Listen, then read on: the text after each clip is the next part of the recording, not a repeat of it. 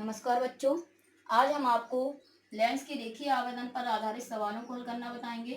Lens का रेखीय आवर्धन होता है m बराबर आई अपॉन ओ बराबर में v अपॉन यू, जहां पर I प्रतिबिंब की लंबाई होती है, O वस्तु की लंबाई होती है और U वस्तु की दूरी होती है और v प्रतिबिंब की दूरी होती है। इसके बाद हमें ये देखना होता है कि प्रतिबिंब दो बनते हैं, आभासी बनता है और वास्तविक। यदि प्रतिबिंब आभासी बनेगा तो m का मान हमें लेना होगा प्लस में, और यदि प्रतिबिंब वास्तविक बनेगा तो m का मान लेना होगा हमें माइनस में। तो इस तरह से तो फॉर्मूला था। अब हम बताएंगे एक सवाल। तो जैसे सवाल में है, एक अवतल लेंस की फोकस दूरी 40 सेंटीमीटर है। तो अवतल लेंस की फोकस दूरी दे रहे हैं, फोकस दूरी यानी f का मान। इससे पहले वाली वीडियो में हम इन सबकी भी चिन्ह परपाटी बता चुके हैं। अवतल लेंस है तो फोकस दूरी माइनस में लेनी होती है। पूछा जा रहा है वस्तु कितनी दूर रख दें, तो हमने मान लिया कि माना वस्तु x सेंटीमीटर दूर रख दी जाए। वस्तु यदि x सेंटीमीटर दूर रखेंगे तो वस्तु की दूरी को u से लिखते हैं, माइनस चिन्ह में लेंगे कि उसके आधे आकार का प्रतिबिंब बने।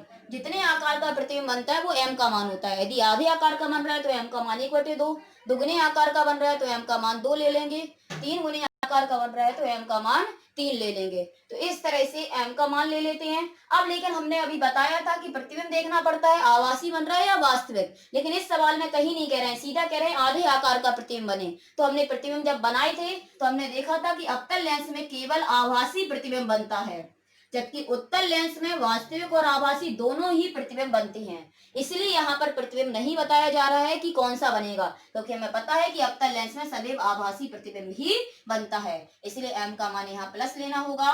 m बराबर फॉर्मूला होता है v अपॉन यू। m का मान 1/2, v जो कि तो रखेंगे, u का मान -x है, मल्टीपल कर देंगे तो v बराबर आ जाएगा -x/2 सेंटीमीटर। लेंस की फोकस दूरी के लिए फॉर्मूला लगाएंगे, 1/f बराबर 1/v माइनस 1/u। f का मान -40 है, v का मान -x/2 है, u का मान -x है और माइनस पहले से है तो प्लस हो जाएगा। यहाँ 1/-40, 2 ऊपर पहुंच जाएगा, x नीचे ही रहेगा।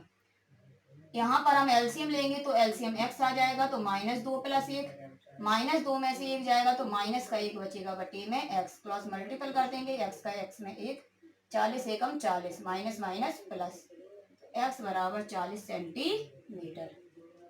तो इस तरह से हम इन सवालों को लगाते हैं। अब एक सवाल और बताएंगे हम।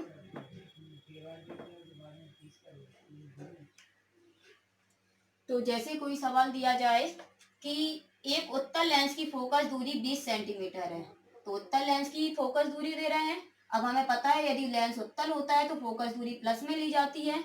वस्तु 40 सेंटीमीटर दूर रख दी जाए तो वस्तु की दूरी को u से लिखते हैं और वस्तु की दूरी हमेशा माइनस में लेते हैं। कह रहे हैं 40 सेंटीमीटर दूरी पर वस्तु रख दी जाए और जो वस्तु रख रहे हैं वो 2 सेंटीमीटर लंबी है, तब बताइए प्रतिबिंब कितनी लंबाई का बनेगा और प्रतिबिंब की स्थिति क्या होगी। तो सबसे पहले तो हम फॉर्मूला लगाएंगे लेंस की फोकस दूरी का, 1/f बराबर 1/v माइनस 1/u। f का मान 20 है, v का मान निकालना है, u का मान -40 है और माइनस पहले से है तो प्लस लग जाएगा, 1/20, 1/40 इस तरह लेके आएंगे, माइनस का हो जाएगा। 20 और 40 का एलसीएम यदि लें तो 40 आएगा, 20 दूनी 40, तो 40 एकम 40, 2 में से 1 जाएगा, 1 बचेगा, तो v बराबर आ जाएगा 40 सेंटीमीटर। यहाँ से v की वैल्यू निकाल ली, अब i और निकालना है। तो हमने फॉर्मूला भी पढ़ा हुआ है, m बराबर आई अपॉन ओ बराबर v अपॉन यू।